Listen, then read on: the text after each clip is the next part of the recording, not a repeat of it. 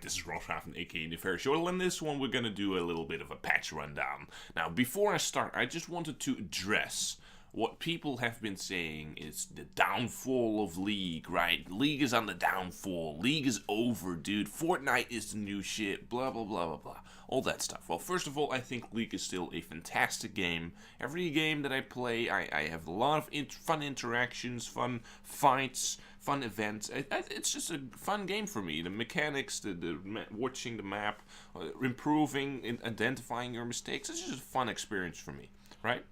So that I wanted to start out with.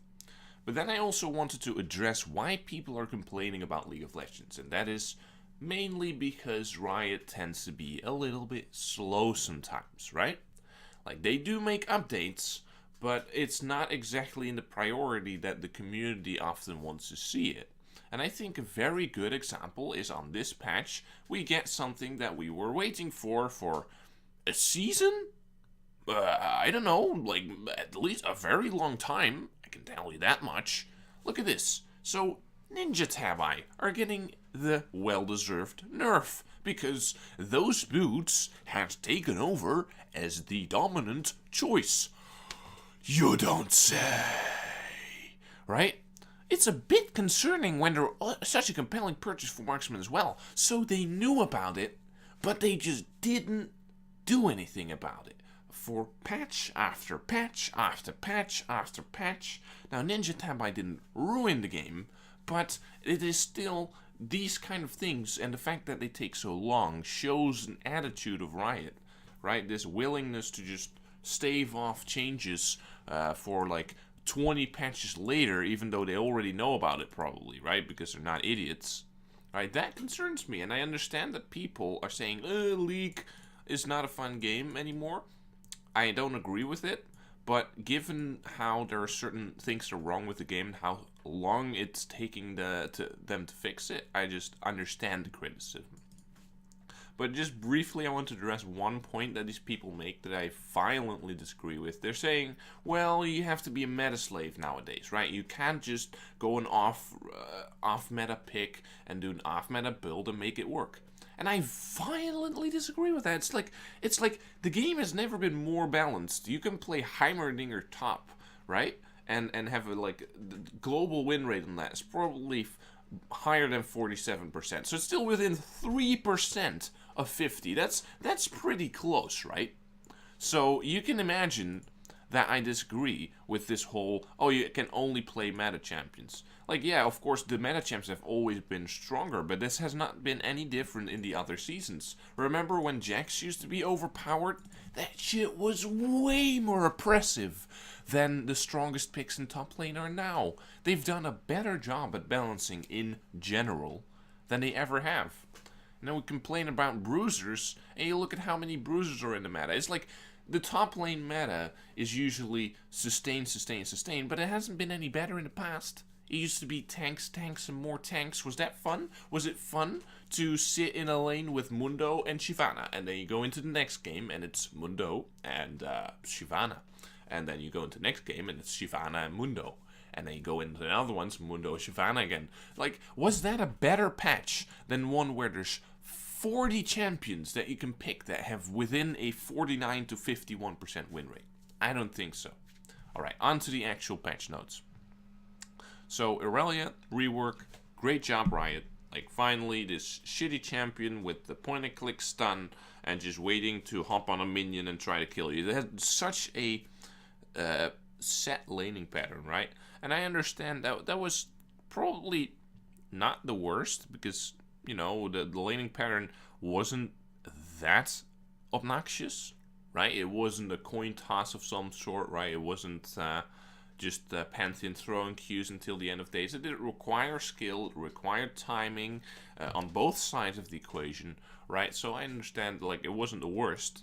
And, of course, it took a lot of reworks before they reworked Irelia. Maybe we would want to look into Pantheon before Irelia, in my opinion. But sure, they do Irelia. Fine with me, dude. Fine with me. Looking forward to that on the Rift.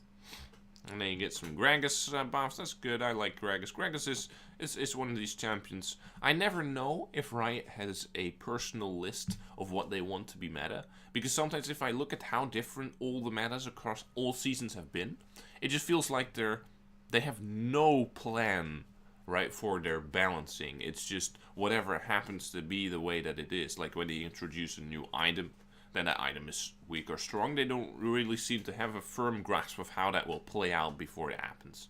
Right, and I can't really blame them for that. I have no experience with balancing myself. I don't know how difficult that is, but I presume that those people who are working at Riot professionally, you know, I presume they know what they're doing. And that if they can't send the balances in a certain direction, probably because it's very difficult.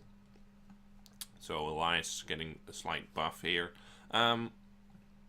Oh, what can I say? Elias, I don't like her, right? I think it's kind of I don't like these super slow telegraphed stuns, right? Like Cocoon and Charm. I think it makes the whole game one big mini game of dodge the skill shot. It becomes like you're playing rock, paper, scissors, right? You're trying to predict whether your opponent goes rock, and then you go paper, and then if he thinks you're going paper, he's taking scissors, so you should take rock. I think that should be an element of the game. I just don't like it when that is the majority of the toolkit, right? When that is the main, like literally the main thing about your champion that determines whether you kill someone or not. It's a little mini game. So I don't like the design of those kinds of champions too much. I like it on Lee Sin, right? It's a little bit wider, and you can often step up closer, right? And then there's other parts of your toolkit that you can use to land it with certainty. So it's not as much of a coin toss jungler, where you literally just happen to hit it and then you kill someone, or you don't, and then it's all gone. Yep, Hecarim. Cool champion, dude. Hecarim is, you know, except for one time where it was played top lane with Ignite, that shit is really fun to play. But yeah, the top lane with Ignite, I bet Riot didn't see that one coming, and I don't know how long it took them. It took them so long to nerf that shit that it got Hashinshin to Challenger rank 5. And if Hashinshin gets to Challenger rank 5, there's something wrong with your game. With all due respect, but yeah. There's no way he would have ever gotten, you know, close with anything else than a completely broken, beyond busted anti-fun champion like Hecarim in top lane, right? When it can do the level 2 cheats. Anyway. Okay, dashing over walls. Okay, sure. Yeah, that was a little bit clunky, but I didn't know it was wrong, right? Sure. And you just see some general, you look across the pool of champions and you see that right now, what they can do is they can try to nerf everything that's strong, right? Or they can try to buff everything that's weak and get the things closer together that way. What you see so far I've only seen buffs. So let's see what they keep doing, if they keep doing that. So I see Malphite. Whew! Whew! Holy! Ooh! Oh! Why? Have you ever played a game of League and told yourself, you know what I want in this game? I want someone who has a point-and-click ultimate that's super fucking fast. There's no way to dodge it, right? It's just a point-and-click ultimate. In lane, he's completely useless, and it's just a matter of trying to get enough CS to still be relatively effective when you hit those team fights, right? It's like, what? I don't understand. Why is Riot like, you know who we want back in the meta? You know, people have been complaining about the tank meta for ages.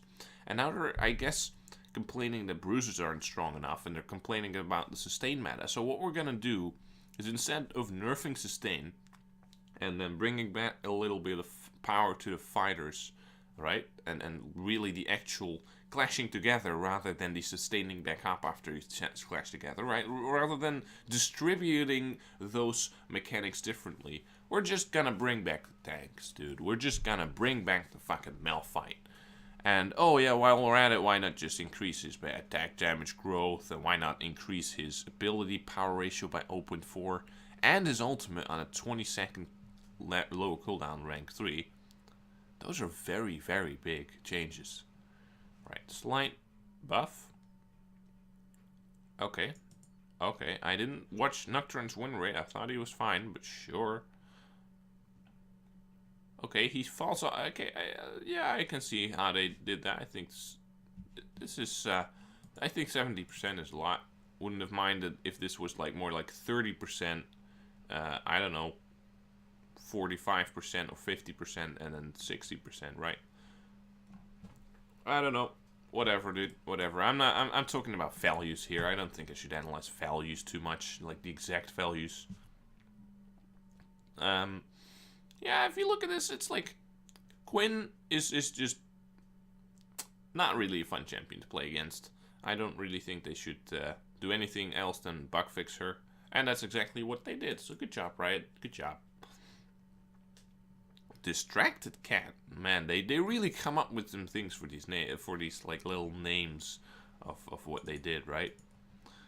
Fixed a number of cases where Rengar would stop attacking and stand still after using Q on an enemy champion. I've never seen that happen, but alright, they bug fixed it. Good job. Damn.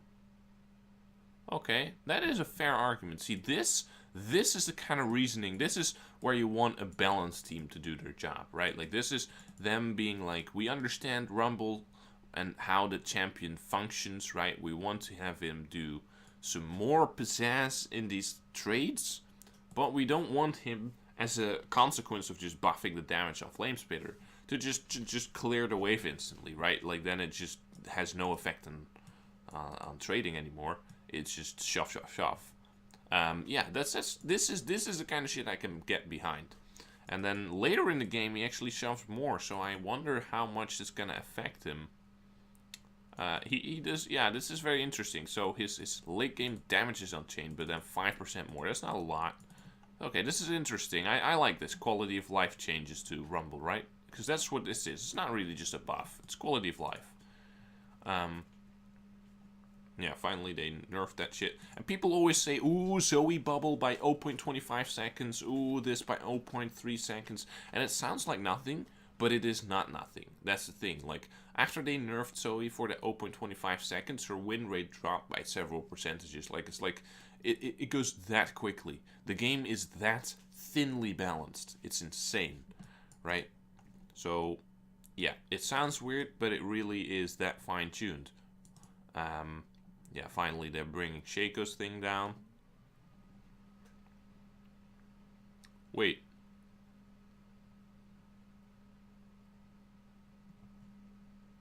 So, next basic attack within a quarter of a second? So you really have to walk up now and do it instantly. You can't walk up, walk a little bit, let someone walk into a clown, what is called the box, and then just do it. Okay, fair enough, right? Fair enough, I get your point. So, most of these changes are like, yeah, sure, I understand. Okay, they're gonna nerf Locket by a lot. Fair enough. Bonus health ratio, 2 to 36%. Now this is 20% flat. See, this is the kind of stuff you want, right? It's like, if you look at Locket of the Iron Solari, the fact is, if a support wouldn't get it, then a jungle would get it, right? Locket's really strong, crowding out other options for support are jungle tanks, right? Like, the fact that jungle would also get it, I feel like once you start overloading an item to multiple roles where it wasn't really intended, that's a sign that your item is not healthy. And in this case, that specifically means too strong, right? Too strong. So yeah, and the same thing with Ninja Tabi, right? When marksmen want to get it, then that means it's too strong, right? Oh, so now the basic attack reduction has gone up. The armor has gone down by a lot, like 10 armor. So the way armor works is, some people think it's logarithmic, like it does less and less as you get more of it, but it's actually linear.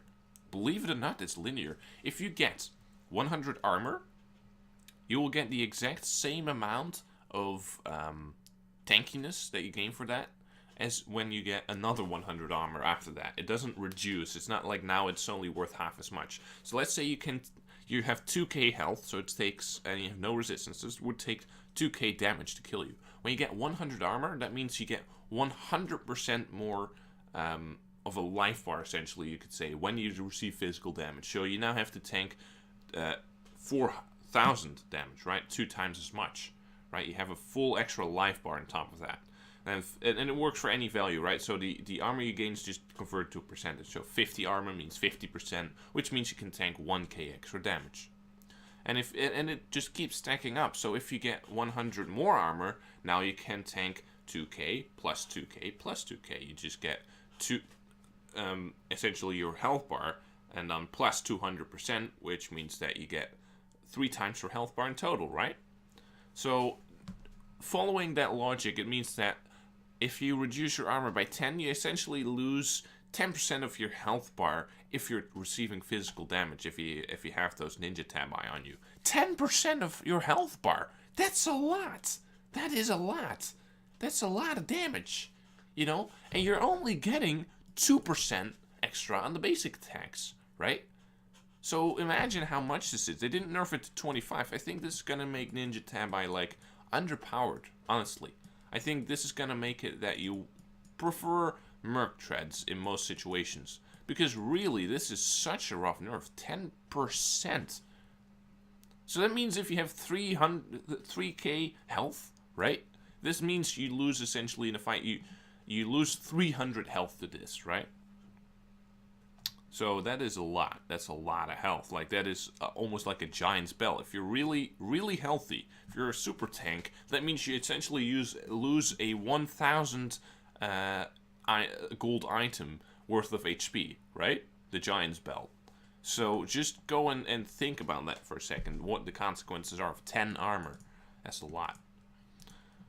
So anyway, I see some shit like this. It's like, yeah, sure, dude. Sure. Gold per 10. Overperforming. I didn't know that. It's like if Riot has the statistics that says it's overperforming, I'll take their word for it. I won't analyze it in depth. Underpicked and underperforming, very good. So they're kind of looking at the runes and they're saying, well, these ones are overpicked, these ones are underpicked, and they're just kind of trying to balance it out. And again, the question is, how strong are these runes? Are they like super dominant? And I think the answer is no. So just for now, they're just buffing the ones that are under picked, right? So I think that's a good decision. So looking at this, it's like super minions and siege minions are worth more gold. I've never really done the math on this one, but I think that's a lot of gold. Like, it just feels weird to me that now a caster minion is worth less than a fourth of a siege minion. That puts so much focus on the siege minions. But then again, a siege minion can tank 8 turret hits, so I do understand that it's way more valuable than a caster minion. How exactly these gold values pan out, I don't know, but I can get behind this. I don't think it's gonna be a huge deal. Oh, and it doesn't grow over waves anymore. That is pretty funny. And this one does. Strange. Strange. I mean, I think Riot must have done some math on this one. I'm not sure what the idea is here. It's like, cannons are a natural focal point, the little mini objectives. Yeah, I'm not sure. I guess if you look at Dota, it's way more focused than that. You get last hits on turrets. And if you get the turret, you get like hundreds of gold. So I think if you look at this, this is not a major thing, right? It's just like, we're making these like 100 gold at the maximum point in the game. It's like, that's a lot of gold. But at that point in the game, you're already almost maxed out. It's just moving the game along a little bit quicker, getting those maximum items. I guess it's gonna speed up the game ever so slightly, right? Just ever so slightly, though.